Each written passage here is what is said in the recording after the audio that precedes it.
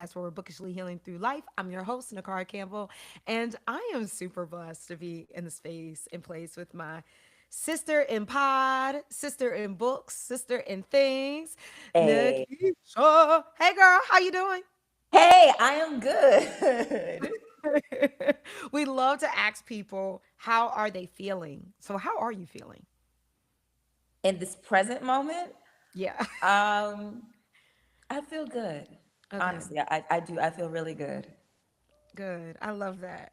So we like to call our icebreaker our snowball because Baltimore. What has been your favorite moment from the tour so far? Oh my gosh. Just seeing the people, you know, this is my traditional Big Five debut novel. And I say that because I was indie for years before, and I would try to do events or try to like get my name out there and stuff like that. And there might be 6 people in the room, 12 people in the room. So to go on a tour sponsored by my publisher, okay, and to see crowds of people that I don't know personally all the time, or that had heard about the book, got the book, were excited about it, or listened to the podcast, or have seen me on social media, and they're like genuinely excited about the work and about meeting me. Like it's so surreal, and that's been the greatest joy of the entire tour process, having the conversations about the work and meeting people who are really, like in there for it. Yeah. And you deserve it. And I'm Oh, really happy that you get to have your moment. It's very exciting to watch. So thank you. it is. It's very exciting. So if you guys don't know who I have the fortunateness to be blessed in the space with all of the melanin, we have Nikisha Ellis Williams, an award-winning author, okay? Journalist and two-time Emmy, okay? She's an Emmy award winner, you guys. Television producer. She is the host and executive producer of Black and Publish, a podcast dedicated to amplifying Black voices in literature. Her previous novels include For Women and Beyond Bourbon Street, so make sure you guys pick that up as well. Her highly anticipated debut with Simon and Schuster, Seven Daughters of Dupree, is sweeping multi-generational saga, tracing 7 generations of Black women from the 1960s to the present day, bound together by legacy, love, loss, and a curse that only a daughter can break. Again, welcome to the pod. Thank you So, for having me. whew, again, I said it before we started. You wrecked me. I felt like I said this way since Isaac Song by Dr. Daniel Black, and I just felt like in kin. So it's like definitely up there for me in like empathy of our parents and what they have endured. But Seven Daughters spans from 1860 to 2020s. 7 generation of women, one bloodline. What was the seed of the story, and where did the Duprees begin for you? Everything started with Tati. Yeah, everything started with Tati. So the first character that you meet, the first daughter that you meet, is Tatiana. And it really started with her and wanting to write a novel about a girl who didn't know her father, as a way for me to work out my own complex relationship with my own dad. But the difference is, and that was immediate for me on the page as I was writing the novel, which allowed the page to be a place to play, was that I did grow up with my father. I do know who he is. I can name him. I can pick him out in the lineup. All the things that Tati Yeah. cannot do, and so the feelings that I have, she does not have. Where I have a complex relationship with my dad that I did write, like angsty 14-year-old girl poetry about. Tati doesn't have that. She idealizes her father. She has romanticized him because of his absence. And the anger that she does have is directed toward the people who are around her, namely her mother and her grandmother. And so I was able to give Tati my interiority and emotionality from my younger self without it being me, and being very clear that this is a work of fiction separate and apart from the work that the author Nikisha has to do in real life. And so it all started with her and grew from there. I really do love it. And you, it's something that I'm exploring a lot within your text, but then also if we look at Ken as well, it's like in this book, we're not dealing with motherless daughters. We're dealing with only really like mothers in a way. I mean, the dads are there except for Tati, but Mhm. they're like just supporting for the They're wife, not ancillary. of the, you know, Yeah, they're like side characters a little, and it's okay because, like, very honestly, much side plot. but you know what? That's fine. That's fine because Samson sounded like a whole snack. But anyway, Well, he did have Ruby out there on that beach. he had me out on the beach.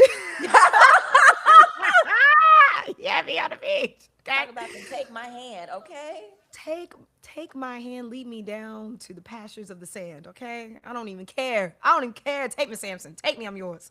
So this is your first traditionally published debut, and you have it with Simon and Schuster. But you're not a new writer. You've had Four Women, Beyond Bourbon Street. You have a host of books. Honestly, you have a lot. You have a catalog. How does this book feel different, like a culmination or something else entirely? Does it feel different at all? It's a culmination, but it's also a beginning.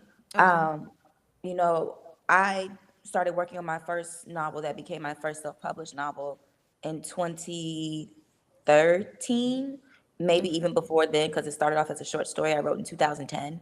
And so I've wanted to be traditionally published by a big five publisher since I graduated from undergrad with my little undergrad English creative writing thesis. Okay, like Mm, I've wanted it for that long, and I did get close with my first self published novel, but at the end of the day, there was no sale, and so I did decide to do it on my own, and for a while, found success of my own kind in making in self-publishing. There was a freedom to being able to do it myself, to being able to not have to answer to anyone else, and really explore my imagination, mm, hone my craft, really work my pen, and get my voice together in a mhm, way that traditional publishing does not allow for a debut, I think. mhm, And so the fact that I self published 5 novels in a poetry collection between 2017 and 2020 was a freedom. And then that led to my first, I guess, traditional deal, but a smaller level. It's where University Press, my very first nonfiction book, the mhm, only nonfiction book I've ever written, Mardi Gras Indians, about the Black masking Indians of New Orleans. And that came to me through public writing. I'm a journalist by trade. So right, when I left television in 2019, I freelanced for 3 years. And one of the pieces I had written caught the eye of an editor at LSU Press. And they were like, "You want to write a book for us?" And I was like, "Absolutely." And they were going to pay me for it. And I was like, "Okay, well, let's do this, right?" um, and so all of that has led to what is now the Seven Daughters of Dupree. And the reason that I tried traditional publishing for this book specifically again was that it got bigger than what I thought I could hold on my own. And even though I mm, had a team, like I had designers, I had 2 different types of editors, and would be very rigorous and diligent about making my self-published work as good as it can be, and that it would hold up next to anything on any shelf in any store, and you would never know. This story just got so big, and my life had changed a lot. I went from a married mother of one to a divorced mother of two. It mhm. just, things happen. And so this particular book needed more than I alone could give it. It needed a team. And so I'm so glad it found the team that it needed. And so it is very much a culmination of all the work I had done before, but now it's also the beginning of a brand new chapter. Oh, I love that. And it's like such a through line of the text of what you're saying right now in the end of the book, like in the journey of the book. Mm, Very much like a coming of you, of a new beginning for you, of like what you're bearing and what you let go. And I felt like a yeah, lot of the women finally were able to let go at the end too, I after hope a so. journey. I think so. I think so. I'm gonna have hope that they did. I think they did. Before we go any further, would you mind giving us an excerpt if you have it on hand? Not at all. I do have it right here. No. Yes. So I'll just read from the beginning. Okay. Um, I'll read from the prologue and a little from chapter one. Is that Okay. okay? Yep, that is perfect. Okay, prologue. They cut off her head because she ran. But who could know? Certainly not Tati. She was looking for her daddy. Her mama, Nadia, wouldn't tell her. Gladys, her Mimi, wouldn't tell her either. So she searched for him. She didn't know to search for anyone else. It wasn't like there was a burial or body, no coffin, no cemetery. But in a way, she found her. In fact, she found them all, including her daddy. In the kitchen table whisperings and the basement murmurings, where her mother used a hot comb to press out her hair every Saturday night. Part 1. Questions. March 1995. The noxious scent of burnt hair and relaxer cold cocked Tati with a closed fist, singeing her nose hairs as she made her way into the basement. A yellow neon sign that read Nadia's Nubian Salon hung on the wall of the landing, led the way for customers who entered through the back door. Not that Mimi ever came that way. She insisted on coming through the front. As soon as she crossed the threshold, her eyes roamed as her gloved hands swiped across furniture that was neither dusted nor polished, and her feet traversed the floor that wasn't mopped. For the unwashed dishes in the sink, she shook her head and kissed her teeth. Behind the heavy basement door, Mary J. Blige's My Life album provided the soundtrack for the Sunday morning appointment. Nadia sang along in her own version of praise and worship. She didn't abide no gospel. And since all the R&B stations got holy from 7 to noon, Nadia was her own DJ, despite Mimi's misgivings. The elder woman never said anything. The only indication of her displeasure was the turned corners of her lips, which made her face look as if she were sucking on something sour. She knew that if she wanted to get her hair done, music was Nadia's non negotiable, especially Mary. It was Nadia's third copy of the CD. She had played the other two out so much, they skipped. At least that's what she said. But Tati knew dropping hair grease, spritz, and holding spray on the disc didn't help the scratches none either. Tati retrieved the broom hidden behind the sliding gray door that separated the laundry room from the rest of the salon and swept the perimeter. She moved between the two wash bowls along the right wall and the three dryers on the left before she treaded through the middle where Mimi was enthroned in the client chair. The curling iron hissed in Nadia's hand.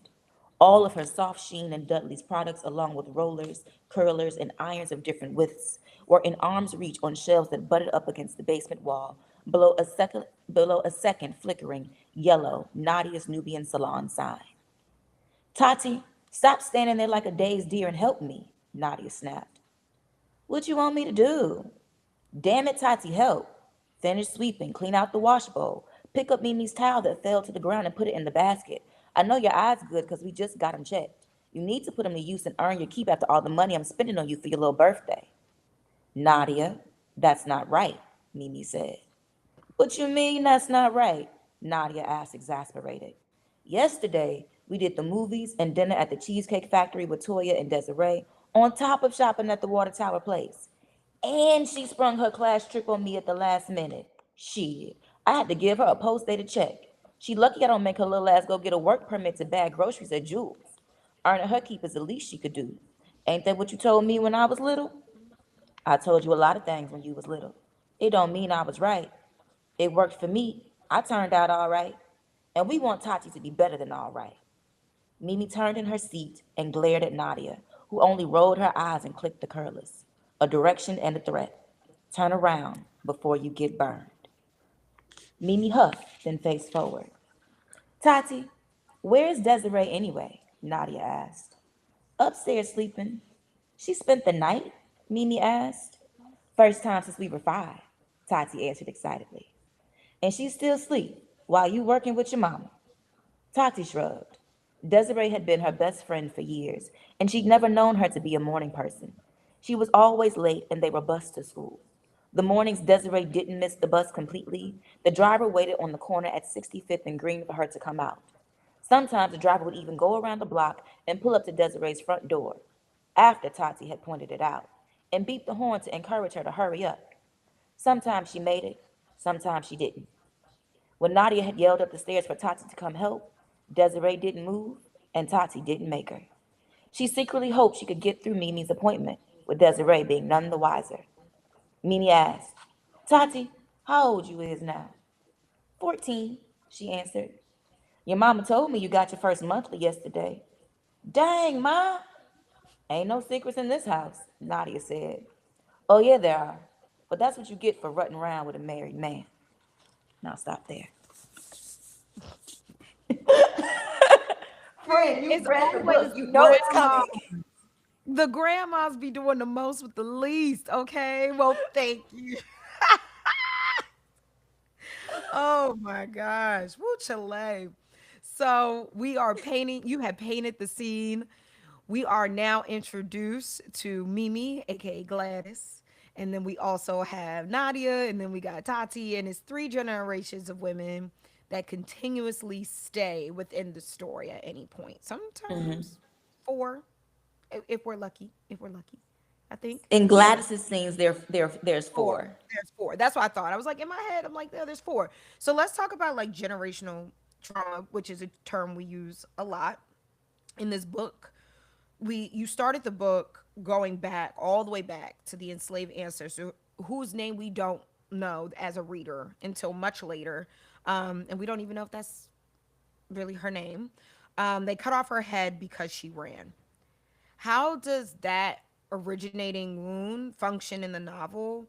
And why did you want it to make it either a source of a curse or a source of the survival? That's a loaded question, so I'll break it up in two. No, I think it's both it's absolutely the source of the curse in the novel, but it is also their source of survival. I do think it functions as both.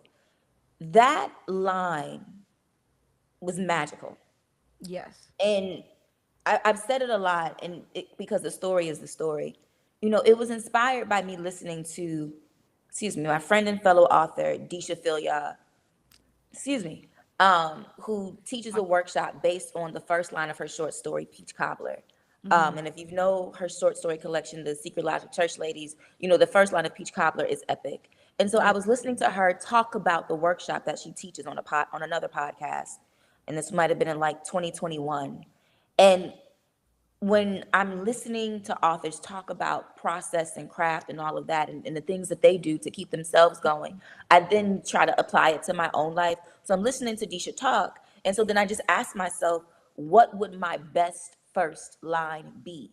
And I already had the first draft of what became the Seven Daughters of Dupree. That was just Tati and Nadia's stories, their specific perspectives, the same ones that you get in the Seven Daughters. But Gladys's perspective wasn't there. None of the other women were there either. And so when I asked myself that question about my best first line, it literally dropped in my spirit. They cut off her head because she ran. And I knew in an instant, in like a single second, it was the same book. It was an enslaved ancestor.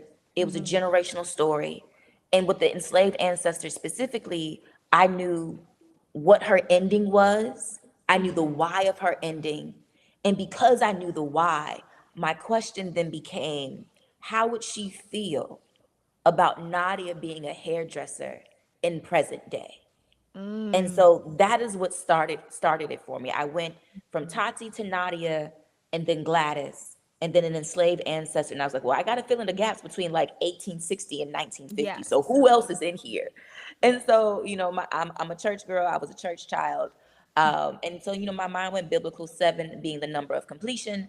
And so I was like, well, we'll do seven generations, seven women, seven daughters, right? And so then I just started to ask myself the questions, trying to get to know, well, who are these people that I'm Right. about to make up, right? And so I started, what are your names? And then what are your issues? And that began the story by asking them what their issues are. And I don't think of it as generational trauma. I don't even think of it as a generational curse, although that is there. I just think of it as turning points. And, back to how I talked about how my life had changed over the course of writing the novel, the reason I think about their lives and their issues and the things that they go through as turning points is because I realize that as a woman, my biggest life changes had to do with who I married and the fact that I decided to have children. And I find a lot of women, my friends and other peers and colleagues, those same turning points exist. Who you choose to marry, if you choose to marry, and whether or not you decide to mother are major turning points in a woman's life and can change, Tremendous. right? And can change the course of your life, even if it's your choice, right? Yeah. And so that's really what I was exploring in writing each woman. And as you see their turning points, you see it's around both who they're partnered with, married or not, and Right. how they have their children. Right. Oof. Oof. Yeah, because I think about that a lot when I think about even Gladys and the choices that she had to make subsequent to the things that have happened to her. And so I think about that a lot. But back to choices, but each woman in the line does make a choice that echoes forward, and that's definitely something you're exploring. Like if I do this, then this sets not only just me, but my whole entire lineage. Where there are certain women, Dupree women, whose choices haunted you as a writer, where you felt the weight of what they were passing down. I don't know if I would call what happened in the writing a haunting as much as it is an inhabitation. Mm, And like I could see what happened to Gladys. hmm. Not even I could see it. I knew what happened to Gladys. Right. And but unlocking her story to write it, even though I knew it, was difficult. Like it took a while for me to unlock her voice specifically, but the beauty of the fact that when I did, that there were the other women, the other daughters in the scenes with her, unlocked everyone for me all at once, which was a gift. Hmm. But it did take time. And, before I even got to the first line, they cut off her head because she ran. When I had finished my first draft, that Thanksgiving scene that is still in the novel in part 3, where Gladys says, what happens to light skinned women in the South, that was in my original first draft. But when I wrote it, I wrote past it. Like I was just in the story writing the novel. And so sometimes things don't always resonate in the action of the doing of the work. And so I wrote past that line. And then when I finished that first draft, I had to go back and ask myself, well, wait, hold on now. What happened to Gladys? Like, Right. like she's saying something here that she's not saying. So what happened to her? Like I had to ask myself the question. And that's when I had a vision of a woman, walking down this dirt road. And I'm like, okay, I know that's Gladys, but where is she going? What's happening? What's going on? And then the vision got a little wider. And I saw what was behind her. And I was like, oh, okay, I know what Hmm. happens here. But even like that was kind of like a haunting, but it was more their stories lived inside of me. Hmm. They lived inside of me. I could hear them talking to me. I could hear them telling me the story. I could hear them urging me on. And so it was very much writing out of the urgency of needing to tell the story, to get it out of me, but also to get it out of them. Yeah, you felt it through the page, like, and I definitely want to talk. No, seriously, because I think about I'm engaged. I'm getting married this Yes. year. And Congratulations. thank you. And what we pass on, me and my fiance talk about this all the time, especially both being black people in this country at this moment, but just being black people in general. What are we passing on? And the most beautiful thing we want to pass on is a regulated nervous system as much as we can. Amen. Because that is something that we have not been afforded for a long time. And I think we as millennials now and later millennials and now Gen Z is something they get to have in a way where you can explore the freedom of therapy, of being attached, but not all the way through. But I do want to talk about the secrecy because I think that is the part that is keeping us back because we don't want to talk about the things that have happened in our lineage, in our family, and our ancestors don't. And I want to talk about what does secrecy cost the daughters in this book and the weight of the secrets. throughout it. It costs them being able to truly know one another. Like, and they think that they each think that they are keeping secrets to protect themselves and to Hmm. protect their daughters and their children, because Gladys is the only one who has more than one child. But Hmm. to literally, they think they're keeping these secrets to protect themselves and to protect their daughters, them, to protect them, their daughters themselves from the things that they went through, as if those traumas and tragedies do not inform how they show up as mothers for their daughters. And so the Hmm. questions that I have for the readers, that I would like readers to consider at the end of the novel, and as it pertains to secrets specifically, is, do mothers specifically, but parents in general, do they owe their daughters specifically, but their children in general, explanation of their decisions, their choices, and maybe some of the lowest moments of their life? And then in turn, do children owe their parents grace and understanding of those explanations and of those low moments? And at the end of the day, can we agree that, even as we see in the novel, and I think as we try to do in life as Black people, as one generation tries to do better than the one before it, sometimes that is still not enough for your child? Mm. And are you going to be okay with that? That's because I struggle with this. Like, as someone who plans maybe to mother, and this is the scaring part of mothering, right? And that is highlighted throughout the book. Do you owe your children an explanation for the lowest parts of your life? But within the secrecy of hiding certain things, we're missing other pieces of it, which is hair. Hair is everywhere throughout this novel. Pressing, braiding, caring for each other. Hair was a ritual, and it was intimate, and it was an inheritance, and it felt like for Ruby it came ordained. Like, it just came. She was a natural talent, and she didn't know why. She just had a vision. She was up in her tresses.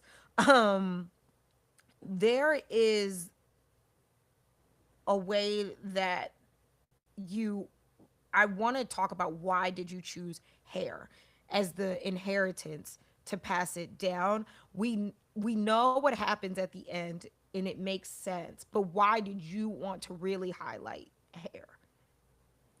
Okay. So I know that's honestly, loaded. it's loaded, but it's not. It's very simple. Um, so yes, like, and it goes back to one of your earlier questions when you asked me about the origins of the novel. Who it started with is, it started with Tati as a who. But usually the way books come to me is I get a title first. And so one day back in 2019, so long before I even started writing who became the characters, I just had, I thought to myself, I want to write the blackest book ever. Like, that was my legit thought. And as soon as I had the thought, the title dropped in my spirit. And so it's not the title that we have now, but the working title that I had for a long time was Hot Combs on a Saturday Night, which is why that line is in the prologue. Mm. Because it was a nod to that original title. And so, because that was my original title, Nadia was always a beautician. Nadia was always a beautician. The book always started in Nadia's salon in the basement with her and Tati and Gladys talking about Tati's absentee father. It always started there. And so, because Nadia was a beautician, I wanted to show that both of my grandmothers were beauticians. They both had home salons. I grew up going to many a basement and kitchen beautician. My mother is one of four. And they're all girls, and they all know how to do hair. So, me, my hair journey is not one of struggle or trauma. I had a lot of pushback when I went natural a few times. Like, the first two Listen, me times I went too. natural, I had a lot of pushback. The last time I did it, they were like, okay, this is just who you are. This is what we're doing. And now my mom is natural, and I help her with her twist out. So, it's full Right. circle Now around my here. family's all natural now too. I'm like, Exactly. But hair was always there. And so because I had an entire first draft about hair, about Nadia's salon, about Tati being in the salon, about all these intimate moments there in there, about how Nadia even decided to go to hair school and how her mother felt about that. When I got the first line of the prologue, they cut off her head because she ran. Like I said, in an instant, I knew what that enslaved ancestor was going to do that was going to lead to her demise. I knew what she was going to do, and it's historically accurate. There is Right. historical precedent for that happening. And Hmm. so I was like, oh, I'm going to play with this all through the line. And as I knew I was going to play with the importance of hair, I wanted to play with how it shows up in our community because of colorism. And I knew I Mm. was going to play with passing. So that's why we have the different daughters with different textures and different styles, and why they don't know what to, a lot of them don't know what to do with their hair until you get to Ruby, right? Yes. And so I wanted to play with that. And the reason why I loved my previous title so much is because, I think about my ideal reader as a Black woman. And I know when Hmm. Black women hear about a hot comb on a Saturday night, they are instant memories. There's an instant Give sensory me Easter experience. Sunday. Like there's an instant sensory experience that I think triggers Black women when they hear about a hot comb on a Saturday night, especially before Easter, right? And they My ears know, literally right, and they know everything that's tangled up in that experience in that one line, all that's tangled up on our heads, which is everything that's tangled up in this family and these generations. burn. But my agent said that that title wasn't good enough and we needed a new one, so I had to let it I'm go. glad you still worked it in because it is a visceral reaction. Like I'm literally holding my ears when I heard Like hot comb. you gotta hold it down. Yeah, listen, they're like, come on, bend your ear down. It's like, oh, I You just hear the remember, I just remember it. you I hear had the to hear grease sizzling. It's like, yeah, I didn't burn you. It's just the grease is hot. right. They're like, stop crying. What you got crying Right. for? Because you burned me. Me. The heck? And don't let the hot cone drop on the back of your neck. Yeah, I got rid of that with some Vaseline and some Neosporin. Vaseline and Neosporin was everybody's friend, okay? Like, listen, we were in it together. We were in it together. So, especially, let's talk about passing. Okay. And, whew, okay, there's a couple things I want to talk about here because her ex, Juby's ex, that man, how it came that man, it came full circle again with Gladys. I Yeah. def I definitely want to talk about the closeness and the closeness of community that I don't think people understand so much about. And what I mean by that is there's tracks. There's the white side and the black side. But how much the black side knows so much about the white side and the white side has no idea on the black side. I want to talk about why you wanted to explore that in particular because nobody knew about, well, he didn't know about Juby and who she is and where she came from. All the black people did though. And then also people also knew that Gladys was related to this family. But they didn't know. So why did you want to play around in that dichotomy? Because you were dancing all around it. You were like, I'm in it. You see how we know about y'all? It was definitely given double veil, like, double consciousness. You see him behind the veil. We saw it all. Why do you want to play with that? Because it's true. I think even in the year of our Lord 20 and 26, Black people have an intimate level of understanding about white people. The worst of white folks, as Kiese would say, and the best of them. And the reason our knowledge of them is so intimate, in my opinion, is because it is also a matter of safety. When you are systemically disenfranchised for centuries, live under oppression and all different kinds of apartheid and the Yeah. threat of violence to this day, you have to have an understanding of who your oppressor is how they think, how they move, where they live, what may trigger them or set them off. Like we talk about code switching all the time. Code switching, while it will not save us, is still a Form of remnant of survival. And so, what I'm wanting to do, and what I wanted to do with Gladys and Juby and the Danute family, and being from the different side of the tracks, is that Black people come and go and move between space with relative ease and find comfort amongst our own community and know how to be amongst others, or in mixed company, as we would say. White people don't have to do that. They Mm, do not have to be around Black folk. They do not have to absorb themselves into our culture and understand us at an intimate level, because it is a matter of survival. If they grow up without us and they never know us, it does not affect how they move through the world, specifically in this country where they have a hegemony, right? mm, And so that is evident at a very micro level in the dynamics of Land's End. And I think you can still see it in like southern towns across the southern cities across the United States. There's usually a railroad, a railroad track that divides the Black side from the white side. Where I live in Jacksonville, Florida, if I want to go to a Black neighborhood, I have to cross the river and cross a bridge every time. yeah, The because my Black family, sides of the yeah, city like, and where I live are not where I live in the suburbs. And because I'm a transplant, I have the benefit of living in a suburb. But if I was right. from here, I very much would have probably lived on the Black side of town. Just like when I go to New Orleans, where my mother and father are from, my mother's from the Ninth Ward. Mm-hmm. So like that is home to me, which most Right. people call the hood. And so I have, like, when I go home to Chicago, I'm from the South Side, which is Mm-hmm. that's a black belt. It was known as the black belt if you read Native Son by Mm-hmm. Richard Wright.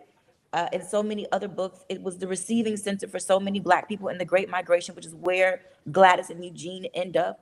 And so white people in Chicago specifically are just now coming back into the city after decades of white flight, and they're coming back and then gentrifying the spaces around Bronzeville and these historically Black neighborhoods, and all these different things. The same thing is happening in New Orleans with gentrification in the Treme area, and so same thing in Atlanta and so many other cities across the country. In DC, I know you're in the DC area, Baltimore, stuff like that. So like you see it happening, and when the gentrification happens and they come in, it is with disregard to whatever culture or community had been there before. They don't have the institutional knowledge, nor do they care to learn. And so what you see happening in Land's End with Logan and Juby, and then the Black side of the community on the other side of the tracks, is that Logan is not from Land's End. Think, where's he Mm-hmm. from? Birmingham? Yeah, Yeah, he grew up in Birmingham. yeah, he grew up in Birmingham, and he comes to run the business, and because his family laid the last of the train tracks there. And Right. so, but like he doesn't have the institutional knowledge of the inner workings of the community, nor does he care to learn, No, he because he's a doesn't. rich white man with a general store and railroad fortune. Why does he need to know anything about the people on the other side? Mhm. And so here comes this woman passing herself off to be a white woman. And if it looks like a duck and talks like a duck, it must be a duck, right?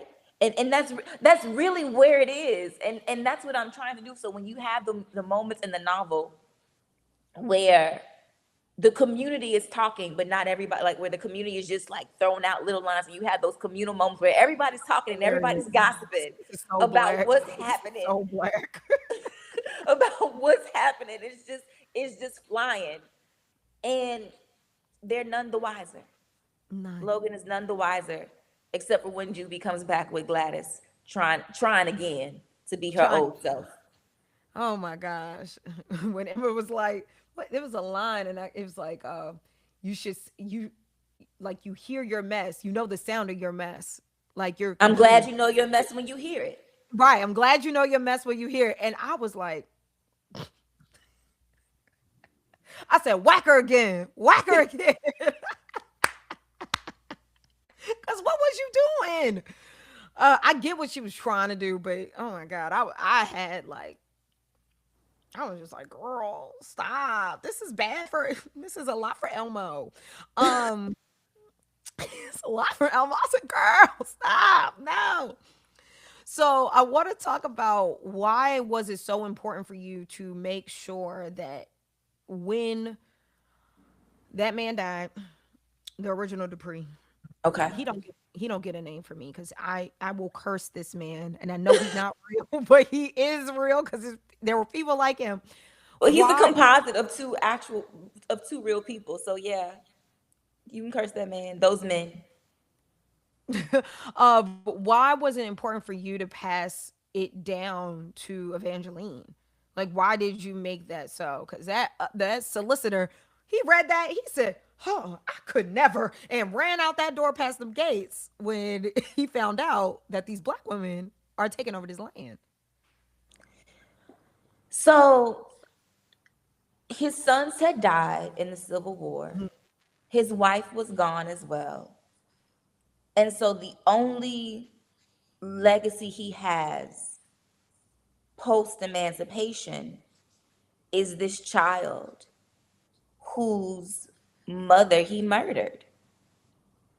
And I would like to think that as we are all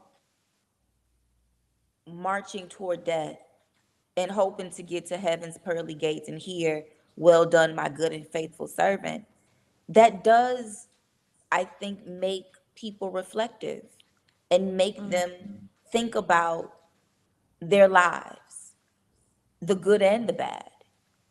And I've heard that that is the experience. I've never walked with someone all the way to the river, as Elizabeth Gilbert has said. Um, mhm, but I remember when my mother's mother passed in 2017. My mother would talk about how she was having hallucinations about her family members who had already passed before, and so I recognize that as that no, those aren't hallucinations. That's a part of your people coming to get you to walk you to the other side. mhm. And so, as I know you won't say his name, but I will. As Zephaniah is being walked to the other side, the only Scram, get out of here.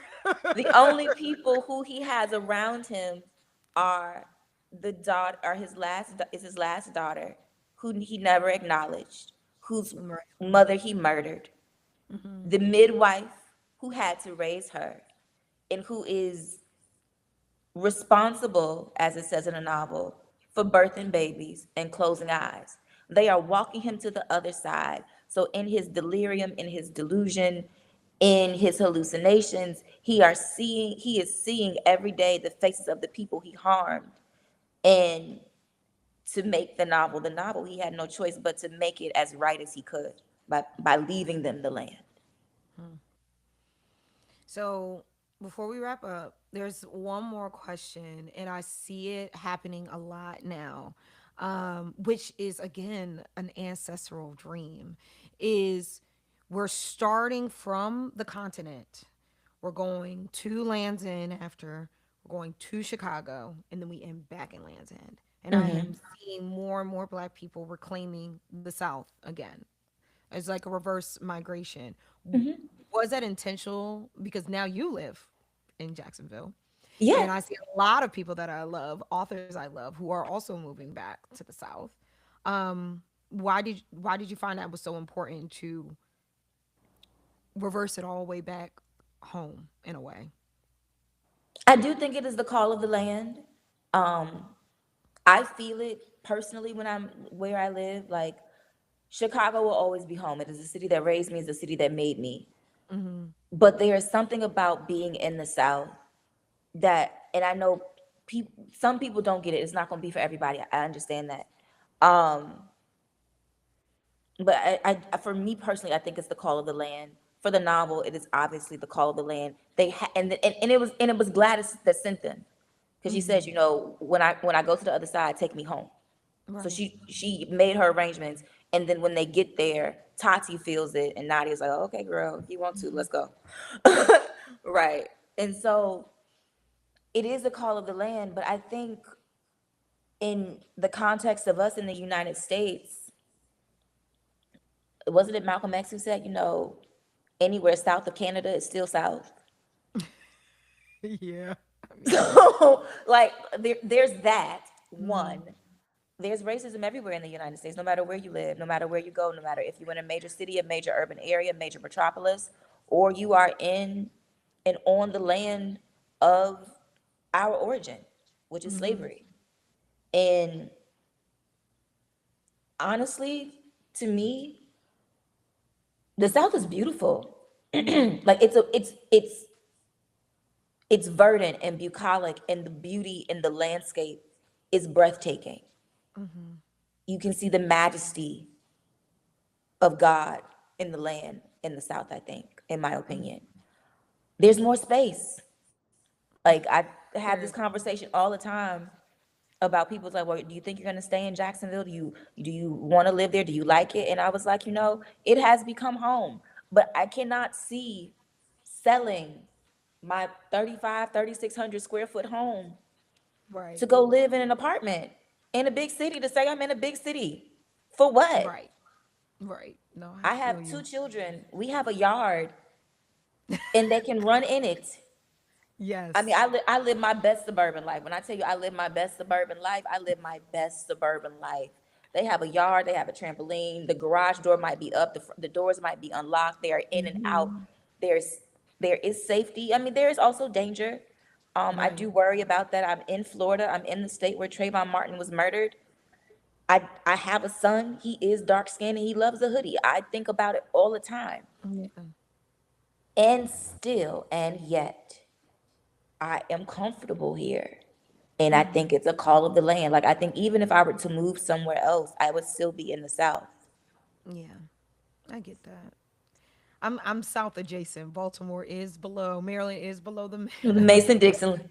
line. And it Yes. in Baltimore it shows. We real country. My fiance is so funny. He found out I was way more country than I think he thought. Because when we first started dating, I was like, "Oh, I could really go for some corned beef hash," and he was like, "What?"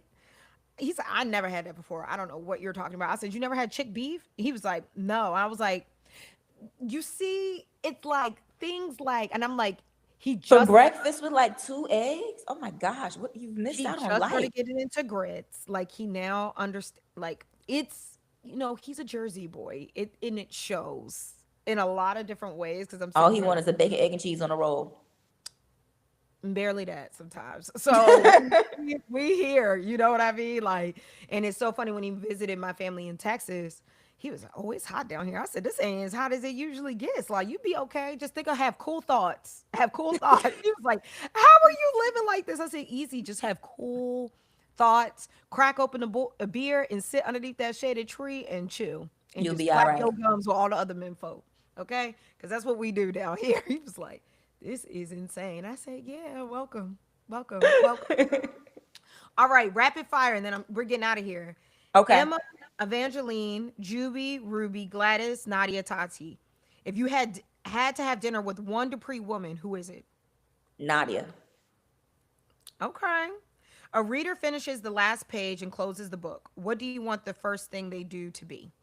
Go back to the first page and start over. Ooh. What's the book that cracked you open in a way you hope this one cracks open readers? Night Wherever We Go by Tracy Rose Payton. Period. So, where can the people find you? What's next? If there is a next. Asking that, especially Not when you you're on whispering tour what's right next. now, but I have to because it's me. So yeah, where can the people find you and what's next? Well, you can find me all over the internet, Instagram threads. I'm on TikTok. I don't really understand TikTok, but I'm getting there. So Instagram, TikTok threads at Nikisha Elise. I have a Facebook. I don't really check it. I have a LinkedIn. I don't check that either. I have a Blue Sky. I don't check that either. But Nikisha Elise will get you everything you need on all of those platforms. With TikTok, just post. Just Pretty just do much. anything. It's so random. It's nothing. It's just If you're looking for more in-depth things about me, I have a website, newwrites.com, newwrites.com. And to your question about what is next, I am writing. I am making my way through a second draft of a novel, multi POV again, only one timeline, a contemporary story about how we survived a crisis. And then I have another novel idea percolating, and I have some outlines and some a sample chapter ready that it will be historical fiction and a retelling of the oldest story known to man. So I'm working. Oldest story. Man. Now I'm over here like, oldest story, no to man. I want to know more. Well, I want to thank you so much for taking the time and space and place. If you guys don't know, again, please check out all of our partners over at Mahogany, especially check out My Sister in Books at Black and Publish. Make sure you run it up because she's having great conversations over there, and you guys definitely want to tune in. So, with that, y'all, this is just another episode of Dot Dot Dot, but make it books. Keep reading, but always make it books, y'all. Peace. Hey, peace.